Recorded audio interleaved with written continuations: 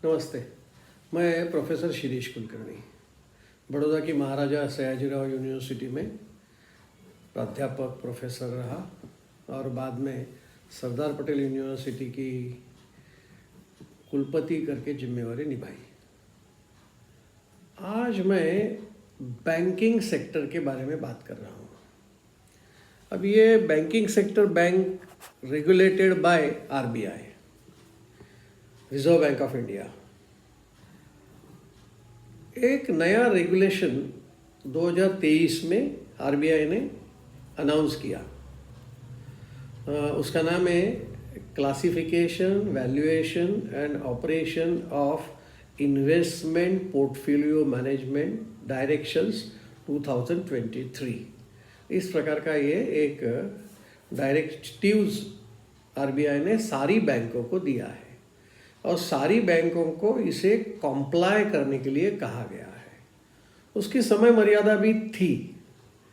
उस समय मर्यादा को 2024 में कई बैंकों ने करीब सारी बैंकों ने 2024 जून तक पूरा किया।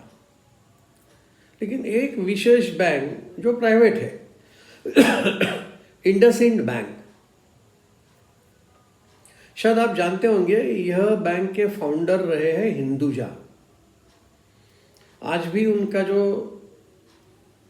स्टेक है वो करीब 25-26% का उनका स्टेक इस बैंक में है।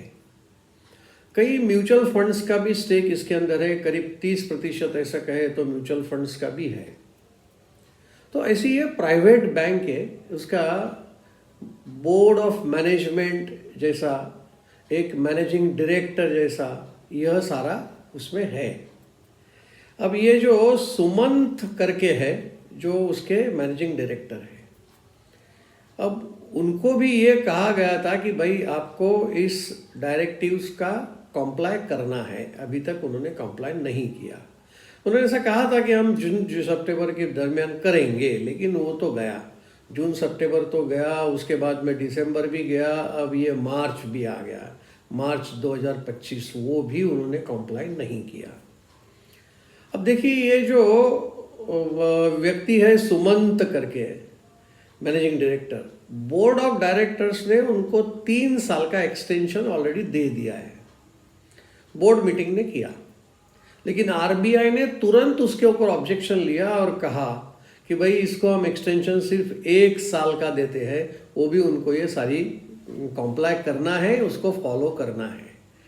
अब देखना है ये फॉलो करते हैं या नहीं, यानी क्या दिक्कत क्या है, यानी हम समझे कि इसकी दिक्कत क्या है। शायद आप लोग जानते होंगे, उसका मार्केट कैपिटलाइजेशन अचानक से इतना घटा है, अगर हम ऐसा कहें करीब 19,000 करोड़ का उसका कैपिटलाइजेशन फॉल हुआ। इतना ही नहीं, उसका जो शेयर प्राइस था वो 900 रुपये का शेयर था, वो घटकर 656 रुपये हो गए। अब ये मार्केट कैपिटलाइजेशन तो शेयर प्राइस के आधार पर ही है, तो शेयर प्राइस अगर घट गई है तो स्वाभाविक है कि उनका मार्केट कैपिटलाइजेशन भी कम हो गया। लेकिन हुआ क्यों ऐसा, क्या है समस्या, क्या है? तो समस्या अगर हम समझे तो ऐसा लगे कि भाई इतनी बड़ी बैंक, हिंदुजा जैसे व्यक्ति जिस बैंक का चलाने वाले में कहा जाता है, तो ऐसी बैंक ने ऐसा क्यों किया? अब कुछ 2-3 टर्मिनोलॉजी हम देख लेते हैं। जैसे हेजिंग है। हेजिंग नॉर्मली बैंकों के पास करेंसी का हेजिंग होता है। करेंसी का हेजिंग यानी क्या? मुझे आने वाले 2 महीने बाद अमेरिकन डॉलर्स की आवश्यकता है, लेकिन उसका प्राइस का ठिकाना नहीं। आजकल डोनाल्ड ट्रम्प जी है, कभी भी डॉलर अप हो जाता है, कभी भी डाउन हो सकता है, कुछ कह नहीं सकते। इसलिए अगर मुझे $200 की या $1000 की मुझे जरूर है 2 महीने के बाद, तो मैं आज ही इंडसइंड बैंक के पास जाऊंगा और उसको हेज करूंगा। प्रिवेंशन फ्रॉम अनसर्टेनिटी, यानी आने वाले समय में जो घाटा हो सकता है मुझे, उसका आज मैं सुरक्षित करना चाहता हूँ। इसलिए मैं इंडसइंड बैंक के पास गया और हेज किया कि भाई मुझे अभी 86 रुपीज में डॉलर चाहिए, $200 2 माह के बाद। उन्होंने स्वीकार लिया। अब वो स्वीकार लेने के बाद एसेट अंडर मैनेजमेंट में ये चला जाता है। जैसा ये $200 वाला विषय है, वो एसेट मैनेजमेंट में चला जाता है। लेकिन सोचिए कि ये अगर मुझे 86 रुपीज पर डॉलर, अगर वो मुझे $200 देने वाले हैं, और आने वाले समय में देखिए अभी तो 87 भी हो गया, 89 भी हो जाए, 88 भी हो जाए, तो नुकसान किसे होगा? मुझे तो नहीं होगा, क्योंकि मुझे $200 मिल जाएंगे, मैंने तो उनके लिए पैसे दे दिए हैं। तो ऐसे समय में बैंक को नुकसान होता है। It's not gaining, it's losing. तो गेनिंग कब हो सकता है बैंक को? कि अगर मान लो 86 रुपीज मैंने तय किया है बैंक के साथ कि मुझे $200 वो 86 के हिसाब से देंगे, और ऐसा हुआ कि डॉलर की कीमत घट गई और वो 85 रुपीज 84 रुपीज तक चला गया, तो ऐसे समय में मैं तो 86 पे करूंगा इंडसइंड बैंक को, लेकिन होगा ये कि बैंक को फायदा होगा, मुनाफा होगा। तो ऐसे हेजिंग के समय में यह बैंक को गेन या लॉस दोनों में से कुछ भी हो सकता है। अब करीब अगर हम इसका रिकॉर्ड देखें तो जो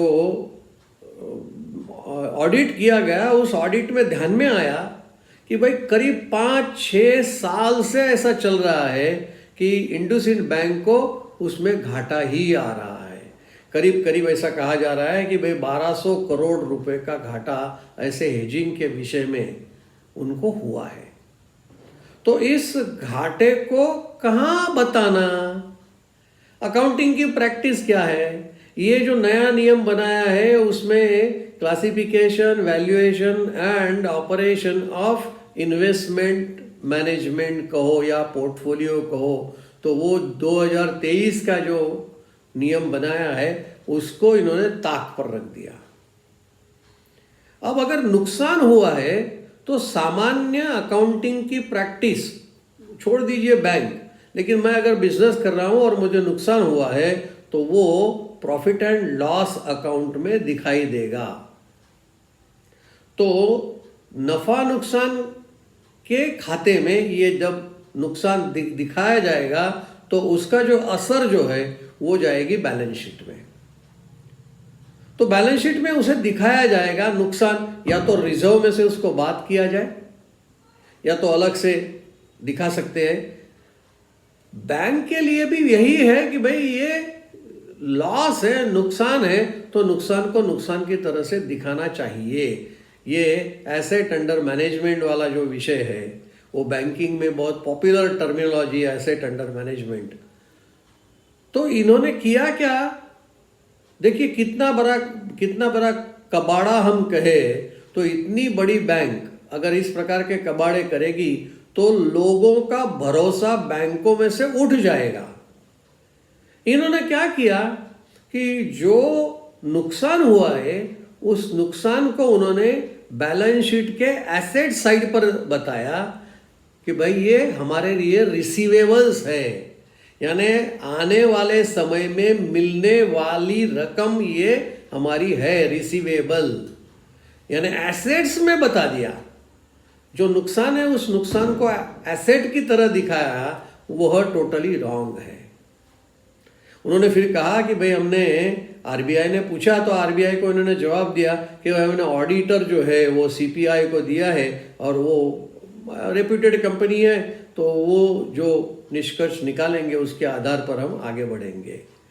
यानी यह गुनाहित कृत्य है कि नुकसान को अकाउंटिंग प्रैक्टिस में आप रिसीवेबल्स बताएंगे। जैसे मान लीजिए कि किसी बैंक का गुडविल, ये गुडविल भी एसेट साइड पर दिखाते हैं। अब ये अपरोक्ष यानी न दिखने वाली मिल्कत है, तो इन्होंने भी इसको न दिखने वाली मिल्कत करके दिखा दिया। जो नुकसान है वो, उस नुकसान को इस प्रकार से दिखाना ये बिल्कुल ही गलत है। तो इसकी वजह से हुआ क्या, आखिर में भुगतना तो बैंक को पड़ेगा। उनका 900 रुपये का शेयर करीब करीब 600 रुपये तक पहुंच गया। 1900 करोड़ रुपए का मार्केट कैपिटलाइजेशन घट गया, लोगों का विश्वास बैंक में से उठ गया, लोगों ने उनका शेयर बेचना शुरू कर दिया। मालूम नहीं आगे जाकर बैंक क्या रास्ता लेती है, लेकिन हम लोग जैसे अकाउंटेंसी को समझते हैं, बुक कीपिंग को समझते हैं, उसमें यह बिल्कुल ही गलत है। इसको अलाउड ही नहीं किया जा सकता कि नुकसान को आप रिसीवेबल्स करके बैलेंस शीट में दिखाएं, यह गलत है। बस इसी बात से मैं अपनी वाणी को विराम देता हूँ। Thank you.